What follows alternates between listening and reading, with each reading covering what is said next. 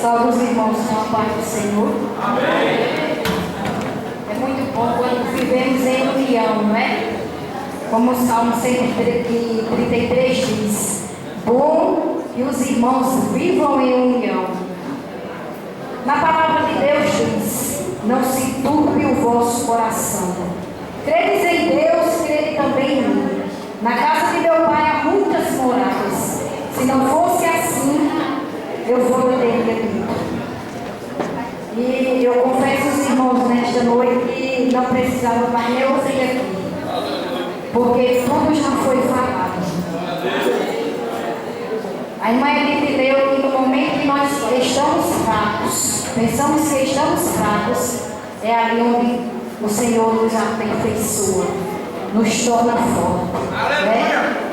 E eu, em meio a uma tribulação, o irmão me chamou dando essa oportunidade para trazer alguns versículos da palavra de Deus, porque eu não sou pregadora, mas eu gosto de falar de Jesus porque eu amo Jesus.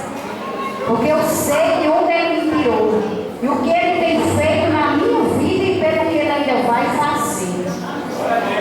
E eu orando ali de madrugada, eu dizia: meu Deus, o que eu vou falar? Jesus me ajuda. E tinha outra mensagem. De repente, nas madrugadas, o Senhor começou a me revelar do que eu deveria falar. E eu disse: Senhor, pela tua graça, pela tua misericórdia, quando eu chegar na igreja, o Senhor vai mostrar, vai dar algum sinal se a mensagem que o Senhor separou para que eu falasse nesta noite seria da tua vontade. E desde o primeiro louvor que a irmã cantou, está falando de Jesus. Ó, consegue eu andei e perdido vaguei, longe do nosso Senhor, né? Falando de Jesus, e os louvores falando de Jesus, as mensagens falando de Jesus, porque nós sabemos que Ele é o nosso bem maior. Se nós estamos aqui nesta noite, é porque o laço foi quebrado. Nós escapamos e estamos livres aqui na presença do nosso Deus. Porque Ele é o nosso Senhor, porque Ele é o nosso Rei, e sabemos que nele está a nossa vitória, está a nossa confiança.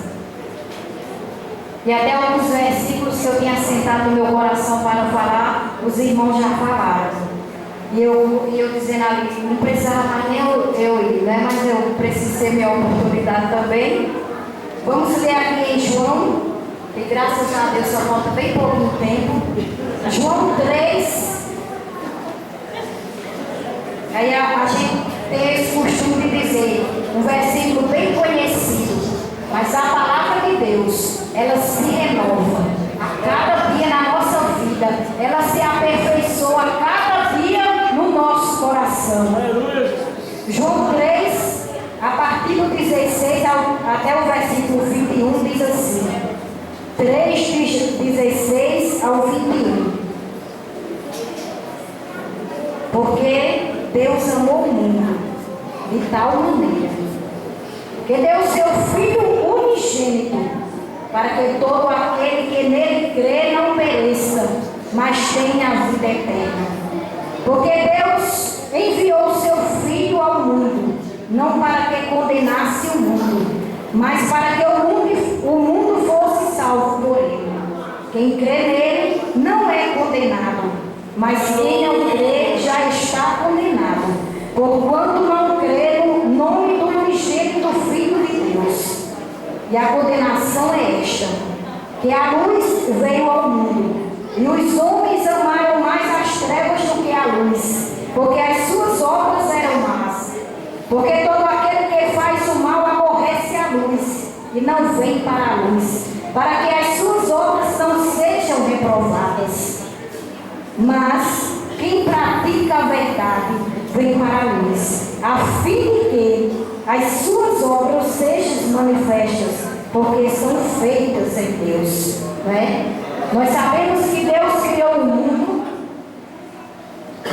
com um objetivo, que nada Deus faz sem um propósito. E nós sabemos que está no coração de Deus, estava no coração de Deus criar o homem. Como o culto de hoje à noite é o culto da família. Família é projeto de Deus. Família está no coração de Deus. Por isso que nós precisamos orar muito pela nossa família. Porque nós sabemos que o inimigo ele tem pelejado para destruir, para bagunçar os lares. E nós não podemos deixar, nós não podemos aceitar. Deus criou o homem para viver na sua presença. Mas o homem desobedeceu. E o homem pecou contra Deus. E Deus desfez ali aquela humanidade com o dilúvio. Mas como foi falado aqui, Deus não é homem para que minta, nem filho do homem para que se arrependa. E Deus ama muito eu e você. Se nós aprendêssemos a valorizar o amor que Deus tem por nós. Porque se eu perguntar a você quantas barreiras você enfrentou nesta noite para chegar aqui neste lugar, você vai contar muitas. Como eu enfrentei o deserto, eu enfrentei muitas dificuldades, muitos embaraços, até a ponto de dizer, eu vou dizer ao pastor que eu não vou querer a oportunidade. Mas eu disse, está repreendido, Satanás. No nome de Jesus Cristo, eu vou e vou confessar que o meu Jesus é Senhor, é Rei, é Majestade. Por isso que nós estamos aqui, para adorarmos e engrandecermos o seu santo nome. Por isso que não é em vão, quando nós chegamos na casa do nosso Deus, com um coração sincero, com um coração fiel, com um coração perfeito, íntegro, na presença do nosso Deus. Porque na sua palavra diz que o Senhor não desampara o justo. O irmão meu aqui disse aqui o versículo, no mundo tereis aflições. Mas Jesus disse, tende bom ânimo, que assim como eu venci, vós também vencereis. Porque ele sabia, e ele sabe que os dias são de trevas, os dias são maus. Por isso que não há mais tempo de brincarmos, de sermos crentes,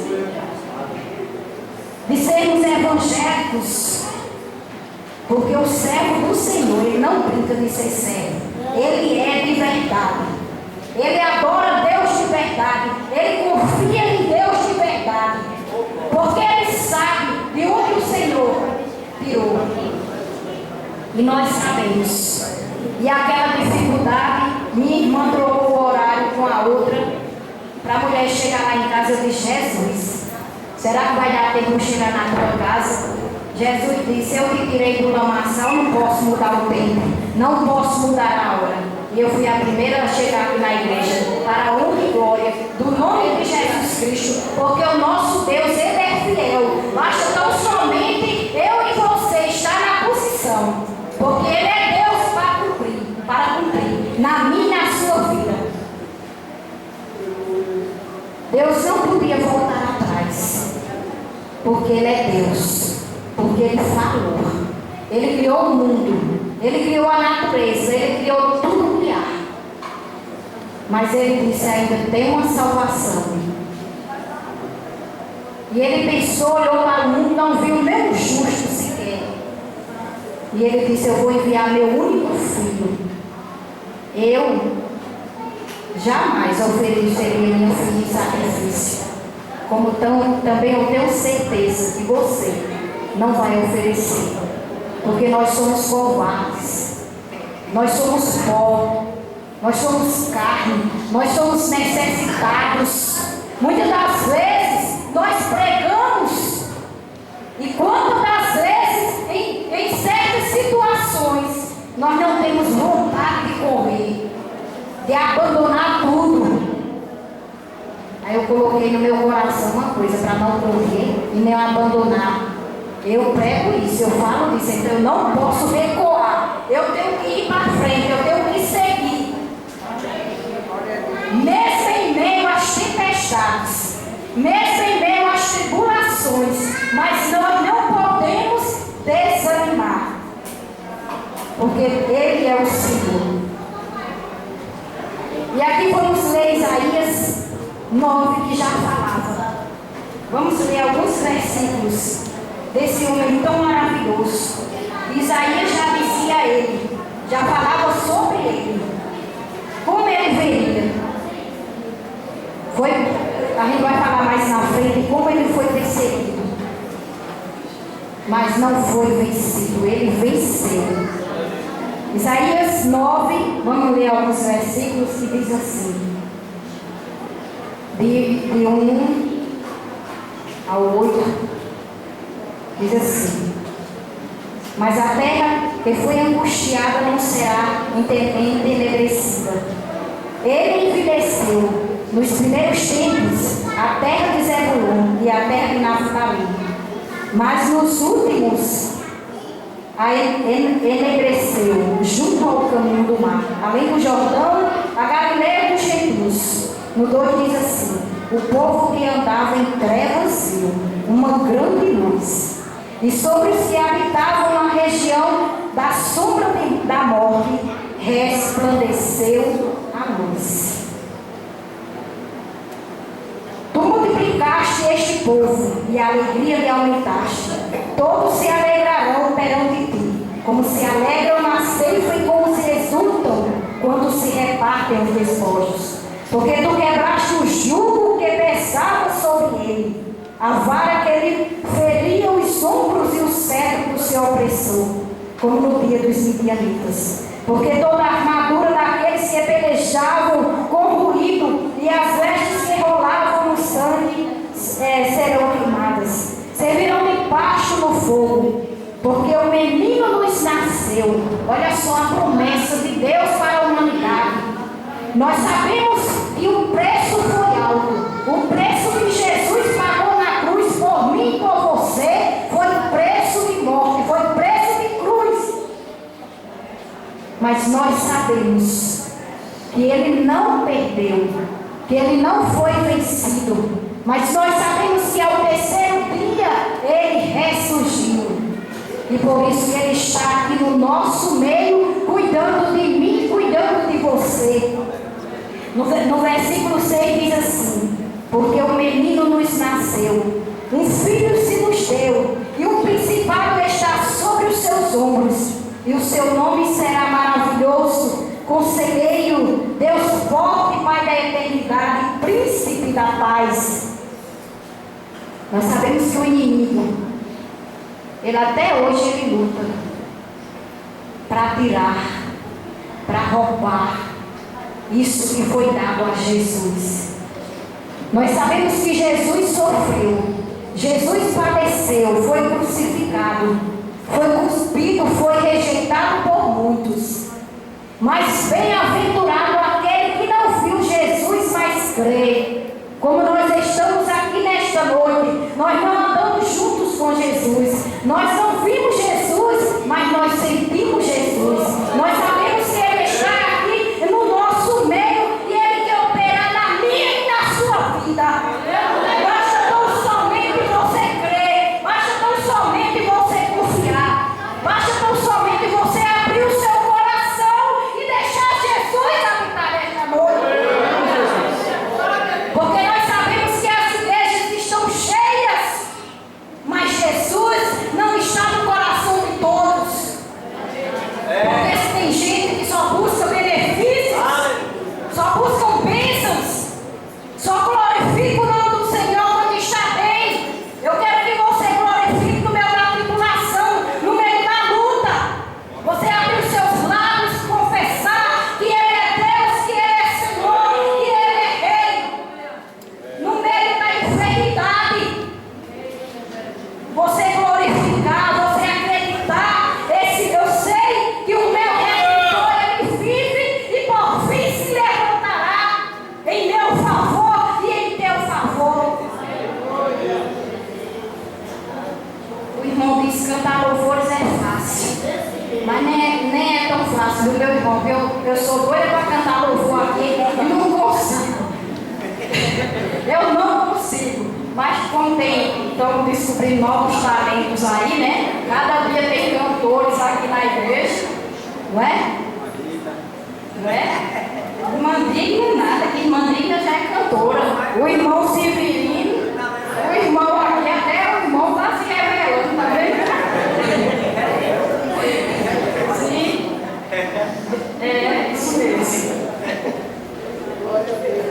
Aí o 7 diz assim: do incremento deste principado e da paz não haverá fim sobre o trono de Davi e no seu reino, para o firmar e o fortificar em juízo e em justiça, desde agora e para sempre. O zelo do Senhor dos exércitos fará isto. Aleluia. Glória a Deus. Nós sabemos também que Jesus ficou triste.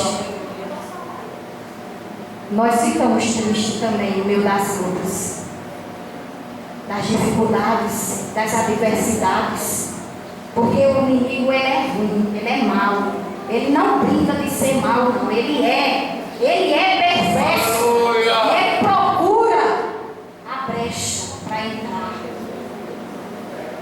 Eu estava falando aqui na consagração que antigamente eu tinha medo de contar uma bênção. Porque quando eu contava, no outro dia já tinha tempestade à luta. Eu disse, eu não vou contar mais bênção nenhuma. Eu já tinha medo. Se eu contar, já contava com medo. Mas eu disse, foi agora que vem a luta, que vem a tribulação, que vem a tempestade, pode vir. Mas os benefícios do Senhor, os feitos do Senhor na minha vida, eu vou contar e vou confessar. Porque o nosso Deus, ele é maravilhoso. De onde Deus te tirou, imagine. Como você está hoje? Tem que faltar alguma coisa? Tem que faltar? Não tem. Porque o nosso Deus disse que estaria conosco até os últimos dias da nossa vida. Por isso que nós não temos que temer o mal. Porque o nosso Deus, ele está do nosso lado para nos guardar. E quando o Senhor se cala, é porque ele está trabalhando na nossa causa. Porque na palavra de Deus diz que nesta peleja, na peleja que nós vivemos, nós não temos que pelejar. Porque o nosso Deus, ele tem pelejado por mim e por você. E nós também sabemos que Deus não prova ninguém para matar, para humilhar, para desprezar. Ele prova o seu povo para ser aprovado. É verdade. Porque se a gente não passar por prova, como é que a gente vai contar a bênção, a vitória? Então a gente tem que ser, e muitas das vezes também a gente precisa ser moído. Porque às vezes a gente está na bênção, está na paz, apesar que mais nunca eu digo aquele gosto todo, não. Quando eu vou respirando, mas eu ainda estou com fôlego de vida. Estou aqui para dizer que Deus é o Senhor. E Jesus, ele foi perseguido, como eu já falei. Mas aqui no livro de Isaías, 53, vamos abrir aqui. Não, se quiser, se não quiser, eu só vou ler. 53 ainda fala da formosura de Jesus.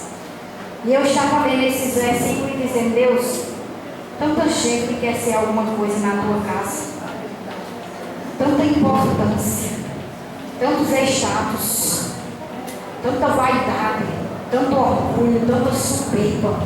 Isso não leva a nada. Isso tudo é pó. Isso tudo vai ficar aqui. E na Bíblia diz, no livro de Apocalipse, fala de quem vai entrar no céu e de quem não vai entrar no céu. Por isso que nós temos que estar aqui com um objetivo, que vai entrar no céu. Quando a gente está procurando um emprego, qual é o nosso objetivo? Não, eu vou trabalhar, eu vou conseguir, eu vou fazer isso, eu quero fazer isso, eu quero ser isso, eu quero me formar para isso.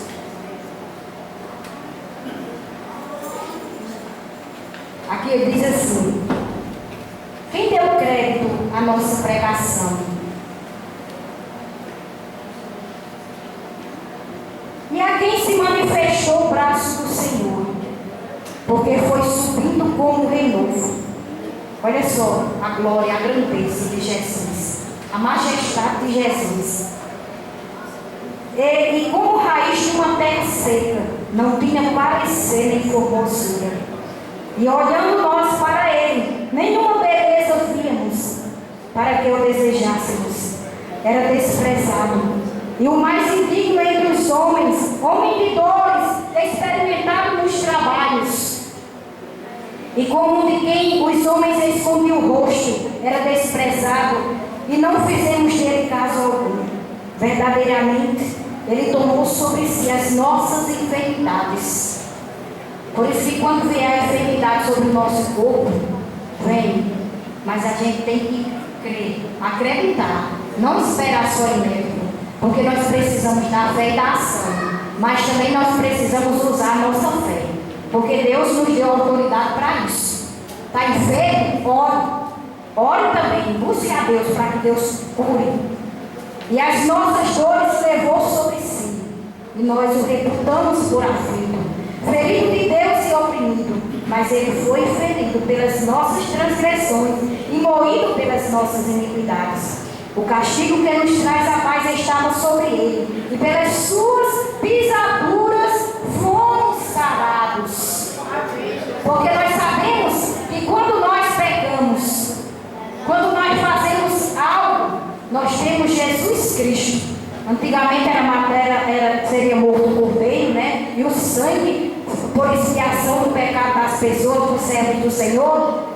Mas o véu do templo, quando Jesus bradou ali na cruz do Calvário, o véu do templo rasgou-se de alto a baixo. Imagine só, naquele momento ali, Jesus dando autoridade, dizendo a mim e a você: olha, não existe mais obstáculo entre mim e você. O único obstáculo que há entre a gente e Jesus é o pecado. Se nós não estamos no pecado, não temos obstáculo nenhum. Todos nós andamos desgarrados, como ovelhas. Cada um se desviava pelo seu caminho. Mas o Senhor fez cair sobre ele a iniquidade de todos nós. Ele foi oprimido, mas não abriu a boca. Como um cordeiro foi levado ao matadouro. E como a ovelha muda perante os seus tosqueadores, ele não abriu a boca. Da opressão e do juízo foi tirado. E quem contará o tempo da sua vida? Porquanto foi cortado da terra dos viventes, e pela transgressão do meu povo foi ele atingido. E muitas das vezes nós queremos agir, né? Tomar a frente de Jesus, tomar a frente do Senhor. Muitas das vezes nós colocamos uma causa nas mãos do Senhor, mas se demorar 3 dias, 4 dias, mas a gente queria para ontem, então Deus não ouviu, Deus não vai fazer, então eu vou tomar a frente. Aí se decepciona, tem um prejuízo. Aí diz, mas tanto que eu orei a Deus, mas será que você aprendeu a ouvir a voz do Senhor? Será que você ouviu Deus dizendo que era da vontade dele ou não? Aí os versículos 11 e 12 diz assim: o trabalho da sua alma ele verá e ficará satisfeito. Com o seu conhecimento, o meu servo, o justo, justificará muitos, porque as iniquidades dele levará sobre si. Pelo que lhes darei a parte de muitos, e com os poderosos repartirá ele o despojo, porquanto derramou a sua alma na morte, e foi contado com os transgressores. Mas ele levou, prestem bem atenção nesse versículo, mas ele levou sobre si o pecado de muitos, e pelos transgressores tem intercedido ao Pai. Porque nós sabemos que Jesus, né, nos ama. Nós sabemos, como foi lido nos versículos, que Deus ama de tal maneira o mundo, quer dizer, o mundo, nós, as pessoas, a vida, que nós temos a oportunidade, basta chegarmos a Ele, que Ele chega também a nós. Nós sabemos que passamos por tribulações por causa do amor do Senhor, por dificuldades, por aflições. Os ventos têm se levantado, as ondas têm solado, mas nós sabemos que o nosso Deus, nós dizemos assim: Deus está no barco, tudo vai bem. Deus está no barco, Jesus está no barco, Jesus está no barco. Mas a gente precisa também remar o barco, viu? Não é só parar no meio da onda, no meio do mar e ficar parado lado lá não e achar que Jesus está no barco. Jesus está no barco, mas a gente precisa também fazer a nossa parte. E para termos vitória e encerrar, graças a Deus já chegou a hora, vamos ler aqui em Apocalipse 19, o que Jesus tem preparado para todo aquele que vencer, para aquele que não desanimar, para aquele que não voltar atrás, para aquele que não ficar prostrado, para aquele que perseverar, acreditar, confiar, crendo que o seu objetivo é a eternidade, crendo que o seu objetivo é a vida eterna. E nós sabemos que Jesus foi preparar um lugar para nós, como foi em João 14, mas ele disse que se não tivesse preparado, não nos tinha dito: vou preparar-vos lugar. Então creia, acredite, que você tem um lugarzinho preparado no céu. E aqui 19, para encerrar, diz 11 ao 16, diz assim: vitórias de Cristo, né? Nós sabemos que Jesus sofreu, nós sofremos, nós estamos sofrendo aqui, porque eu digo mais uma vez, neste mundo nós temos aflições, muitas são as aflições do justo, mas Deus tem nos levantado em todas, Deus nos tem ajudado em todas as aflições. 19, 11 ao 16 diz assim: e vi o céu aberto, e eis um cavalo branco, que fala do resplendor da glória de Deus, Jesus Cristo, o Todo-Poderoso, que vai vir naquele dia e vai destruir Satanás. E diz: olha, Satanás, teu reinado agora acabou.